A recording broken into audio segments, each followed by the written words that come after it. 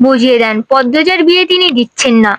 আর মোর্শেদকে পদ্মজার ব্যাপারে নাক গলাতে না করেছেন। শেষ কথাটা বেশ কঠিন করেই বললেন, আগে বাপ হও, পরে বাপের কাজ করতে আসবা। মোর্শেদের তীক্ষ্ণ মেজাজ, তিনি রান্নাঘর ছেড়ে বেরিয়ে পড়েন। রেগে রেগে রাগে টগবগ করছে। পদ্মজাকে বারান্দায় রেখে তিনি ঝাঁপালো কণ্ঠে বললেন, ছেড়ি যখন রূপ নিয়ে নটি হইব তখন আমার ঠ্যাংও পাইবা না।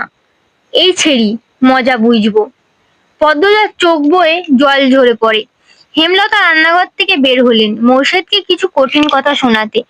পদ্মজা তখন দৌড়ে আসে, হেমলতা হাতে ধরে রান্নাঘরের ভিতরে নিয়ে যায়। মোর্শেদ যতক্ষণ বাড়িতে থাকে তবুও খুব ভালো লাগে। পূর্ণা প্রেমা কত খুশি হয়, বাড়িটা পরিপূর্ণ লাগে।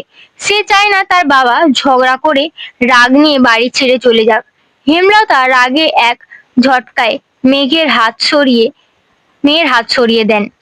তার সহ্য হয় না মোর্শেদকে মানুষের কথা দ্বারা নিয়ন্ত্রিত হওয়া বদমেজাজি একজন মানুষ। মোর্শেদ ভালোটা কখনো বোঝে না, মানুষের মাথায় নাচে, সারাক্ষণ মস্তিষ্কে একটা বাক্যরে পূজা করে, মানুষ কি বলবে।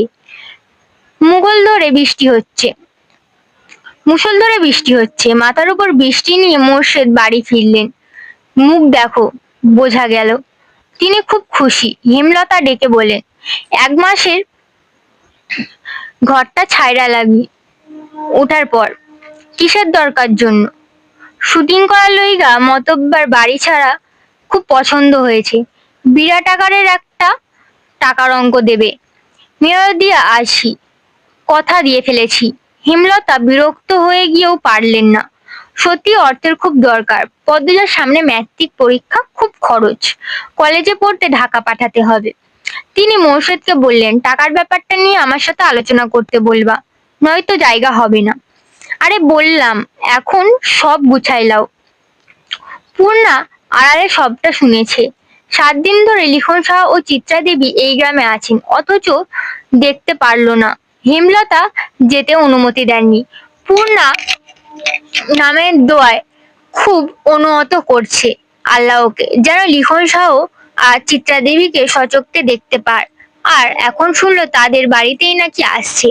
ওরা পূর্ণার মনে হচ্ছে খুব খুশিতে মরে যাচ্ছে। এই মগা, আমাকে 1 কাপ চা দাও তো। মগা ঝড়ের গতিতে চা নিয়ে আসে। লিখন চিত্রার পাশে চেয়ারটা নিয়ে বসলো। এরপর মগাকে বলল, দারুণ চা করো তো তুমি। মগা কাচুমাচু হয়ে